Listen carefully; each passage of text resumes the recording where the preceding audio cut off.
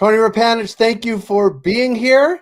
I feel like we're going to connect every 4 or 5 months to check in with the industry, but nice to see you. Good to see you, Jay. Thanks for making time today. Well, I appreciate it. And I want to start off with those that follow what we do closely know, well, one, that we have an ongoing partnership, but two, that we did a webinar. I think it was 4 months back. That's what YouTube is telling me. And I want to repeat some of the words you said then and see if they still hold true now. Are you ready? Oh, no. Okay. No, they were very, very insightful. Don't worry. You said this is a quote: "The industry is facing increased competition, lower margins, consolidation, and in some cases, outright business failures." That was the quote. You talked about 280E's impact on cash flow for businesses. And I thought, interestingly, talked about the scale section of the consolidation curve and expecting more mergers and acquisitions. Have things played out as you saw them 4 months ago? I want to ask you, like, what are your reflections on your own words from 4 months ago? Yeah, I don't think there's really nothing has happened to really change the outlook that we had about 4 months ago. I mean, if anything, there's probably more certainty that we're not going to get 280E relief or rescheduling, even with this new. I know the new DEA chief said he wants to resolve this issue, but I don't think he wants to resolve it in the way that the industry wants it resolved. Resolve is doing a lot of work in that sentence. Yes, yeah. So I mean, this is, I think everybody's buckling down, and so that buckling down now means that we really have to think about the amount of debt that's coming due over the next year and how that gets refinanced, and do banks play a role in that or not? And what that means for industry operators. And I think we're already seeing that in terms of some folks deciding to leave certain markets and really rationalizing where their investments are being made. And I just see that continuing as we progress into the rest of this year. And for, as you know, tariffs have a direct impact also on some of these product manufacturers. And so just costs will also drive people's decisions about how they expand their business and where they continue to do business. Yeah, I think it's been tough sledding. It's always tough sledding. It's cannabis. It's been tough sledding. And I want to maybe look for a silver lining for the folks that are still in the industry and making these rationalizing both markets, products, brands, their operations, their hiring, all those things. Like, they have to be resilient now. And not that things can only get better, but it's unlikely they're going to get worse. There's not a lot of great news. Like, are you thinking that certainly cannabis operators in the industry now doing way more with way less are positioned well for the future? I guess that's sort of, that is a silver lining for the folks that are still hanging around. The people who survive will have better management teams, be more well capitalized. I think people are focused on profitability. I still look at this. I mean, I think about when I was a banker in, the early 90s, and I was like, why am I not going to work at pets.com, where, there was sort of this irrational exuberance around the industry and not a lot of focus on profitability. Clearly, there's a high degree of focus on profitability, margin management, and really which assets are generating the right returns. And so we're going to get a better, stronger cannabis industry out of this. But it's going to be painful for some people that have invested a lot of time and money and energy into building these businesses. And some of those folks are just not going to be around. Yeah. One of the other trends we talked about 4 months ago during the webinar, when it was you certainly, and we also had bankers and credit unions on as well, is that the industry in terms of banking doesn't look like it did 3, 5, and certainly 10 years ago. And in some respects, I wouldn't. You're going to tell me it's not necessarily it's not like every other industry with banking, but it also is not like it used to be where there's no banks banking, right? Talk a little about the state of banking in cannabis right now, and maybe with some historical perspective as well. Yeah, I think the good news is, Jay, you're absolutely right. Bankers today, or the merchants themselves, have the access to bankers in every state where legalization has occurred. So if you're an operator, you can get a bank. And in many cases, you have a choice between multiple financial institutions. And so really looking at the one that fits your business best and how you're looking to grow and how you want to do business. You may not always like the cost. You might not like the compliance requirements, but the options are there. What I would say is that we're really seeing sort of two classes of cannabis bankers emerging. You've got some very well-honed machines in this cannabis banking space, and they are taking that show on the road around the country, following their best operators or going into neighboring markets as legalization occurs. And that is creating some really powerful programs that have some price advantage and have some management teams that are very dedicated to that line of business. Then we also have what I call sort of the portfolio approach, which is you've got community financial institutions on the credit union and bank side who say, in my town or the few counties that we serve, I'm going to serve the businesses and the people that we know. And those are going to be smaller portfolios, and they're going to be much more relationship driven. So, depending on the needs of your business, that might be a better fit for you. If you need something sort of an industry powerhouse and that can follow your business to the next neighboring state, that option exists for you too. What I would say is that because of these sort of powerhouse players, we're seeing less financial institutions enter the space. If I think about the growth in financial institutions getting into cannabis banking, that has slowed. And I think part of it is, it used to be, hey, get into cannabis banking, you'll have no competition. Right. That's not the case anymore. You'll have competition. I was just talking to a credit union the other day and the management team, and they were wringing their hands about, oh gosh, the risk and that. And it's like the risk pieces to meet your bank requirements or your credit union regulator requirements are well defined. And people are doing that every day, passing their exams. You can do it. Here's your risk.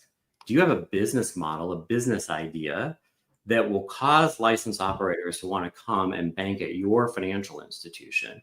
You are late to the party in the state that they were in. And it's like, so what is your secret sauce? Because simply hanging out that little shingle that says, I'm a cannabis banker is not going to create a line of customers. I even think back, Jay, to some of the early banks that I had in California. They had waiting lists.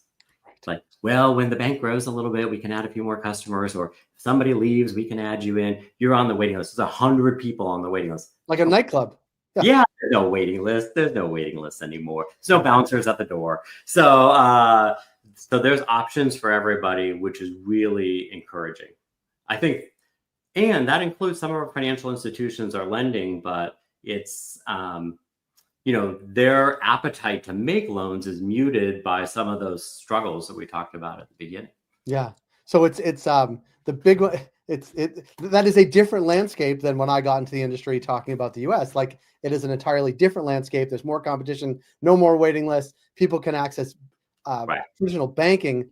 It's the access to capital, which still is really constrained, where it used to be, well, maybe not from the banks, but it used to be relatively easy to access capital and people wanted to get in. There's a real rationalization on that particular front, which is just piles on to the rest of the industry as well, where you actually need to be making money, which is different and apart from what it was years ago, where being in the industry was really cool. Now it's like actually be a good operator. It's interesting. You mentioned that, the bankers, we look at the average balance contribution per cannabis enterprise that's coming to bank with a financial institution. And as capital into the industry has slowed, you actually see average bank balances go down and that's a real driver for some bankers to get into this space is, well, there's going to be all these deposits there. That free flowing capital, whether it's from investments or private lenders, is much more difficult to come by. And I think people are rationalizing their decisions, and these are not lottery tickets. They require real work to earn this money.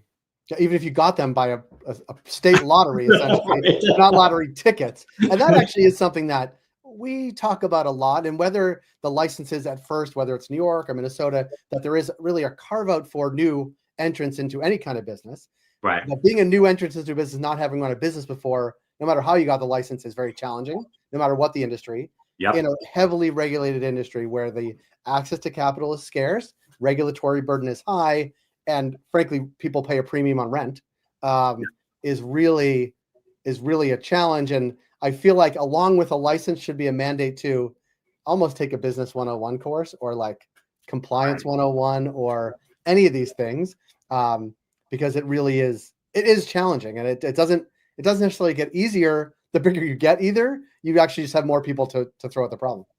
Well, and then, you can make a lot of money on a top line basis in the cannabis industry, and for all those reasons you mentioned, you can spend a lot of money, and many of those expenses the IRS doesn't care about under 280, and so you're also going to have this outsized tax burden, which adds to that level of difficulty. It is, I have a lot of respect for people who've gotten into the cannabis industry and have been able to be successful, because there are a lot of challenges to that success. Yeah. I want to ask you specifically about sort of the role Shield plays in all of this, really enabling banks to do this type of work. Talk a bit about sort of the difference in the bank's mindset now versus when you first started talking to them.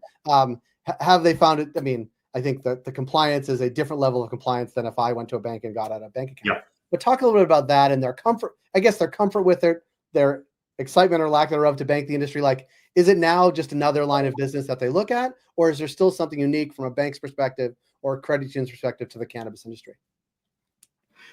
Yeah, I think there's a few things that we see going on. One is they are having frequent conversations about the prices that they're charging, and making sure that they're competitive. They need to be fairly compensated. There is additional work that needs to be done, and so they want to make sure they're fairly compensated, but it is not.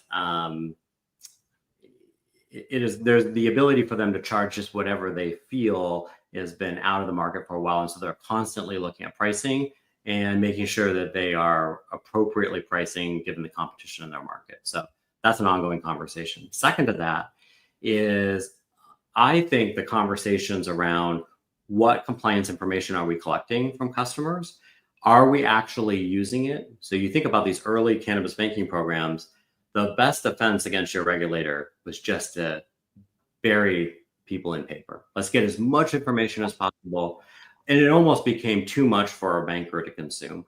And if you look at some of the things they were collecting, it had no real bearing on whether the company was operating in a way that would risk the bank's BSA AML compliance program. And so bankers on a more frequent basis, I think, are looking at their underlying business requirements and saying, what do we really need in order to make sure that these customers are compliant, so that we create a great compliance environment for our customers? That's also important in the face of more competition. It's easier for a licensed operator to say, well, the guy down the street is not asking for 100 things, they're asking for 10. Right. Is there a happy medium here? And so there's more conversation about that. And then I think bankers are continuing to look. They are evaluating on a regular basis just the profitability of their program.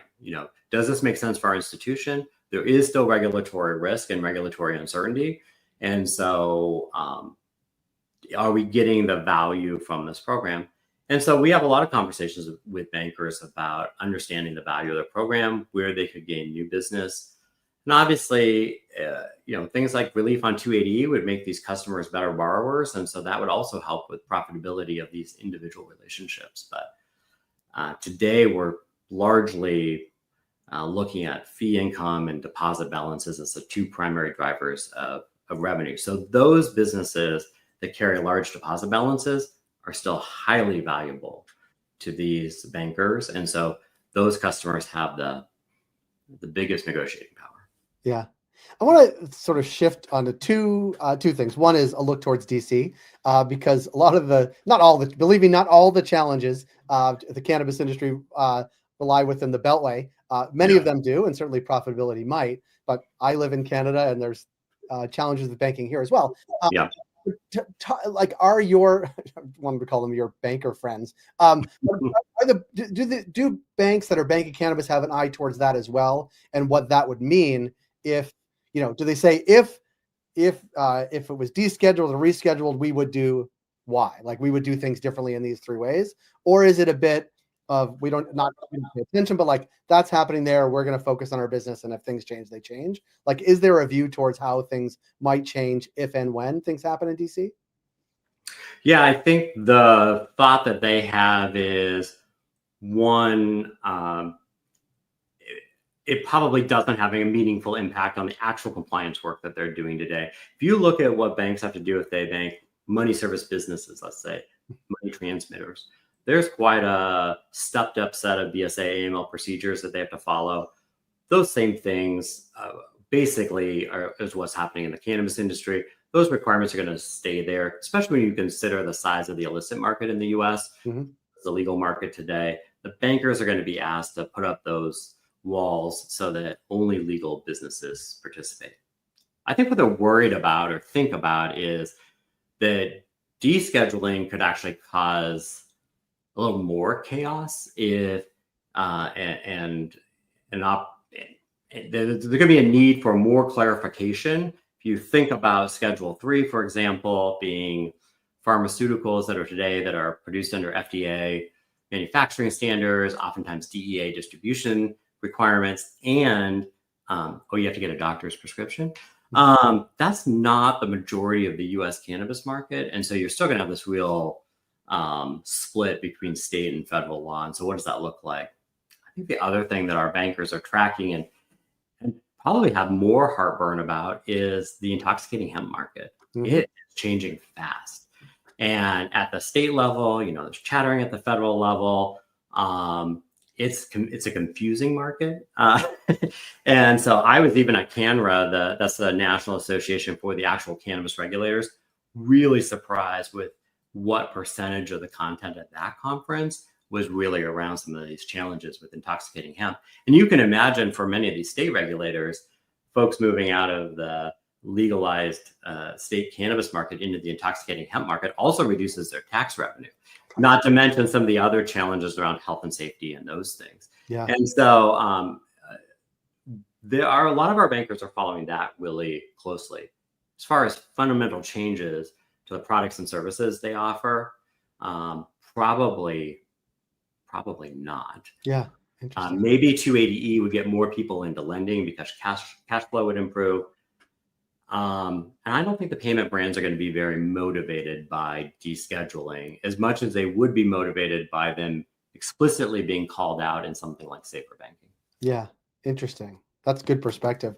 I want to talk one more thing because those that get our newsletter, which we think are a lot of people that will watch this, have noticed in the past week or so a survey that we are helping put out from Shield Compliance for cannabis licensed operators and their banking. Talk a little bit about that survey. And we hope people who hear you talk about it go to the survey, which is linked in our newsletter, which you can find at cultivated.news, which we'll put in throughout July so people can go take it. But talk a little bit about that and what you hope to elicit from the industry. Yeah, so this is our 4th annual survey of licensed operators.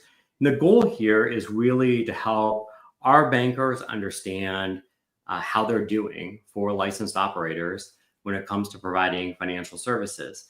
And so first, to sort of score their bank and the relationship they have with their financial institution and provide that feedback on an anonymous basis. Then for us to be able to understand what are some of the things that these licensed operators really wish they could get from their financial institution, and what would motivate them to consider changing banks or credit unions. And so the end goal here is we want to make sure that our financial institutions are forward thinking about the products and services that they are bringing to their licensed operators, that they're set up to be a great business partner and to win more business. And so this survey gives the licensed operators an opportunity to provide direct feedback to bankers about how we're doing. And we love all of their feedback.